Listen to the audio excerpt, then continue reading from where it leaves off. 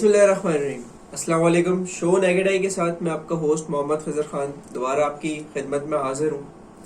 آج کا ہمارا موضوع ہے چابک. آج ہم نے کچھ موضوع اس طریقے سے رکھا کہ ہم عوام کو تھوڑا سا شعور دیں کرونا کے حوالے سے ایک دوسرے وے کے اندر کہ ہم انسان کو یہ سمجھا سکیں کسی طریقے سے کہ بھائی وہ انسان ہے. سب سے پہلی چیز تو جو اس وقت کی کرنٹ سچویشن ہے, ہمیں لگتا ہے کہ ہمیں سب سے پہلے تو یہ چیز سیکھنی چاہیے کہ ہم انسان ہیں. چابک اللہ تعالیٰ نے ویسے تو انسان کو اشرف المخلوقات بنا کر دنیا میں بھیجا. ہم دیکھیں تو ہمارے پاس اگر ہم جانوروں سے اپنے آپ کو کمپیئر کریں, اللہ تعالیٰ نے ہمیں عقل و شعور دیا جس کی وجہ سے ہم سوچتے ہیں, سمجھتے ہیں اور اپنے فیصلے خود لیتے ہیں. لیکن دنیا کے اندر اگر بظاہر دیکھا جائے تو یہ چابک ایک ایسی چیز ہے. اب چابک سے میں ڈنڈے کو تشبیہ دے سکتا ہوں, میں قانون کو تشبیہ دے سکتا ہوں, میں ہر اس چیز کو تشبیہ دے سکتا ہوں جس کے اشارے پر کسی کو چلایا جا سکے.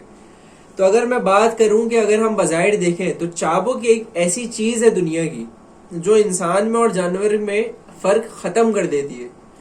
اب مثال کے طور پر اگر ہم بات کریں, ایک بھیڑوں کا اور ایک بکریوں کا یا کسی بھی جانور کا گروہ ہے جس کو ہمیں اپنے حساب سے چلانا ہے. ہم اس کو کس طریقے سے چلاتے ہیں؟ کیا اس سے جا کر بات کرتے ہیں کہ بھائی یہ راستہ ہے اور اس کے اوپر چل لو, یا ہم اس کو جا کر مناتے ہیں, اس کی خاطر مدارت کرتے ہیں, کوئی لالچ دیتے ہیں, یار ہم پیسے دے دیں گے, ہم یہ کر لیں گے, ہمارے بتائے ہوئے راستے پہ چل لو. نہیں, ہم زیادہ تر کیا دیکھتے ہیں کہ یا تو ڈنڈا اٹھاؤ, چابک اٹھاؤ اور پھر ان کو اس راستے پہ لے کے چلو. تو وہ چابک کے خوف سے, اس ڈر سے جو ہے وہ آپ کے بتائے ہوئے راستے پہ چلنا شروع کر دیتے ہیں. اگر اس وقت موجودہ صورتحال کے اندر یہ چیز دیکھی جائے تو ہماری بھی صورتحال اسی جانور جیسی ہو گئی ہے کہ جس کو چابک کے ڈر سے ڈرا کر چلایا جاتا ہے. ہماری یہاں ایک چیز بڑی کامن ہو گئی ہے ہمارے ملک کی. اگر بات کریں, ہم اپنی قوم کی بات کریں کہ جناب ہم اس وقت ہی اپنی چیزوں کو صحیح طریقے سے لے کر چلیں گے جب قانون حرکت میں آئے گا, جب ڈنڈا اٹھایا جائے گا, اور ڈنڈے کے بغیر ہم سنتے نہیں ہیں. تو یہی صورتحال جب ہمارے ملک میں ایک وبا آئی, یہی صورتحال اس وقت بھی پیدا ہوئی کہ جب وہ وبا آئی سب سے پہلے تو ہم پڑ گئے فقہ واریت کے اندر. کوئی کہنے لگا کہ جناب زائرین آئے تو ان سے پہلنا شروع ہو گیا, کوئی کہنے لگا جناب سعودی عرب سے لوگ عمرہ کر کے آ رہے ہیں تو ان سے پہل رہے.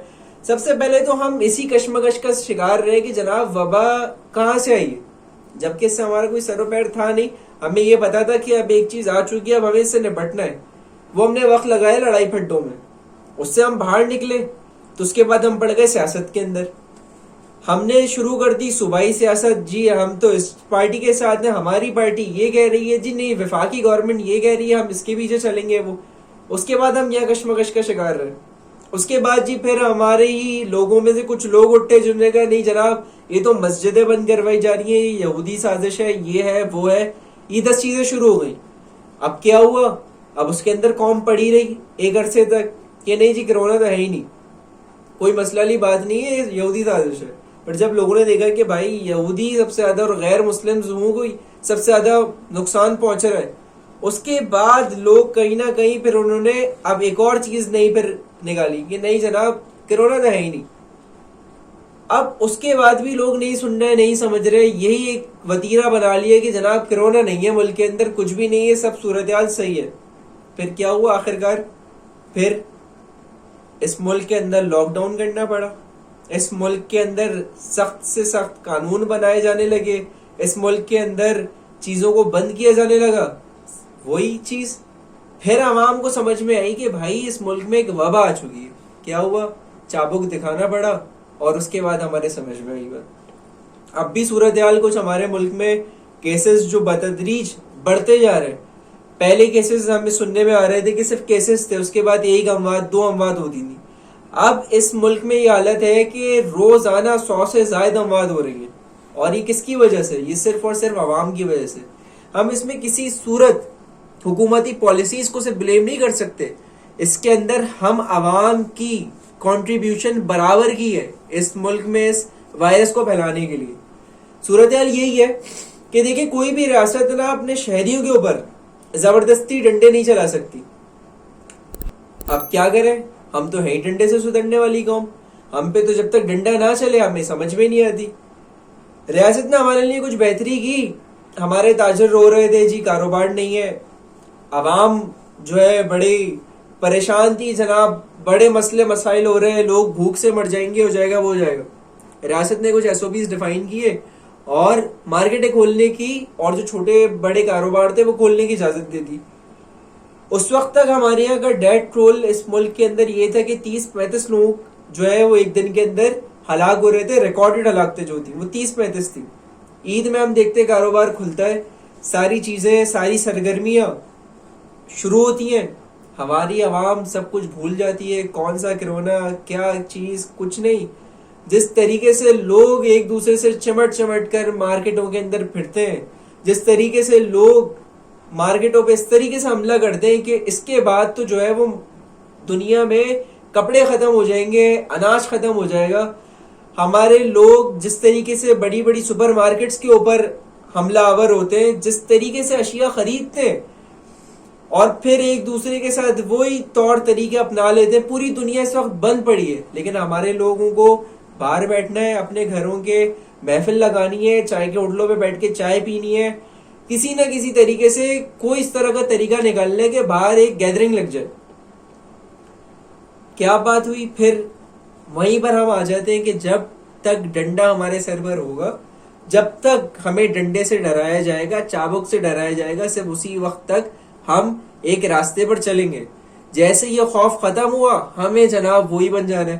جب تک سڑکوں پر ناکے لگے تھے, پولیس روک رہی تھی, چیکنگ کر رہی تھی, ہم نے ماسک بھی لگانا تھا, ہمیں ڈبل سواری پہ پابندی بھی دیکھنی تھی, ہم بڑے سسٹمیٹکلی ساری چیزیں کر رہے تھے.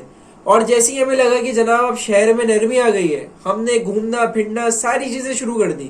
اور صورتحال ہمارے سامنے کہ جس کا خمیازہ ہم بھگت رہے ہیں. آج 100 سے زائد ہلاکتیں ایک دن کے اندر ہو رہی ہیں. شہر کی صورتحال یہ ہے کہ جو دوائیں مخصوص دوائیں جو ملنی چاہیے وہ بلیک میں بیچی جا رہی ہیں. مطلب مارکیٹ کے اندر کمی پڑ چکی ہے, آکسیجن کی مارکیٹ میں کمی پڑ چکی ہے, ہاسپٹلس کے اندر بیڈز فل ہیں, ڈاکٹرز روزانہ منتیں کر رہے ہیں عوام کی کہ خدا کے واسطے ہماری سن لیں, اللہ کے واسطے سن لیں. ایک دفعہ آپ ہاسپٹلس کا وزٹ کر رہے ہیں, لیکن ہماری عوام کچھ نہیں سننا, کچھ نہیں سمجھنا. اور اب جب مصیبت پڑنا شروع ہوئی ہے, اب جب ہم دیکھ رہے ہیں کہ ہر گلی کے اندر کرونا کے پیشنٹس ہیں اور روزانہ انتقال کی خبریں کہ فلانے شخص کا انتقال ہو گیا, آج فلانے شخص کا انتقال ہو گیا, تو اب ہمارے کچھ سمجھ میں آ رہی ہے باتیں کہ بھائی ہمیں کچھ خیال کرنا چاہیے. لیکن معذرت کے ساتھ اب بھی قوم صرف اسی آسرے پر ہے کہ جب تک پابندیاں نہیں لگیں گی, جب تک دوبارہ وہ چابک ہم پر نہیں پڑنے والا, جب تک دوبارہ قانون مضبوط نہیں ہوگا, ہم اپنی منمانیاں کرتے رہیں گے. صرف یہ بات یہاں تک نہیں رک جاتی. اگر ہم تاجروں کو دیکھیں, وہاں پر بھی یہ صورتحال ہے, وہاں پر بھی لوگ بلیک میں اشیاء بیچ رہے ہیں. کیوں؟ کیونکہ اس سائڈ پر ابھی سختی نہیں کی جا رہی. مطلب ہر بندہ بے ہنگم طریقے سے اس پورے ملک کے اندر اپنا کام کرنے میں لگا ہوا ہے, جب تک اس کو چابک نہیں دکھایا جا رہا, جب تک کوئی سختی نہیں کی جا رہی. اس پوری چیز کو بتانے کا مقصد, اس پوری اویئرنیس کو, اس پوری چیز کو آپ کو سمجھانے کا مطلب صرف اتنی اویئرنیس دینا ہے آپ کو کہ بھائی جان آپ مسلمان ہیں اور اس کے بعد آپ ایک انسان ہیں. سب سے پہلے آپ ایک انسان ہیں, میرے ایک مسلمان ہیں. تو جناب آپ کو اشرف المخلوقات بنا کر دنیا کے اندر بھیجا گیا. آپ اپنے اندر اور ان میں فرق رکھیں جن کو چابک کے زور سے چلایا جاتا ہے, جن کو بار بار ڈنڈا دکھا کر سمجھایا جاتا ہے. خدا کے واسطے اپنا جو ہے وہ طور طریقے ٹھیک کریں, اپنے لیے نہیں, اپنی فیملیز کے لیے. کیونکہ اس وقت پورے ملک کے اندر سب سے زیادہ خطرہ ہے وہ ہمارے ان بچوں کو ہے جن کی ایجز بہت کم ہے, ہمارے ان بزرگوں کو ہے جن کی ایجز 60+ ہے, ان خواتین کو ہے جو کہ حاملہ ہے. تو خدا کے واسطے اپنے لیے نہیں, اپنے گھر والوں کے لیے سوچیں, اپنے بڑوں کے لیے سوچیں, اپنے چھوٹوں کے لیے سوچیں. اور خدا کے واسطے اس چیز کا انتظار نہ کریں کہ قانون سخت ہوگا تو ہم ماسک لاگے پھریں گے, قانون ہمیں پکڑے گا تو جب ہی ہم سختی کریں گے. اپنے طور طریقوں کو ٹھیک کریں. کرونا کی صورتحال کا کچھ نہیں پتا کہ اگلے کتنے مہینے تک یہ اسی طرح سے صورتحال چلتی رہے گی. خدا کے واسطے اپنے آپ کو ان حالات میں ڈھالنے کی کوشش کریں اور اپنے اہل و عیال کا بہت زیادہ خیال رکھیں. شکریہ.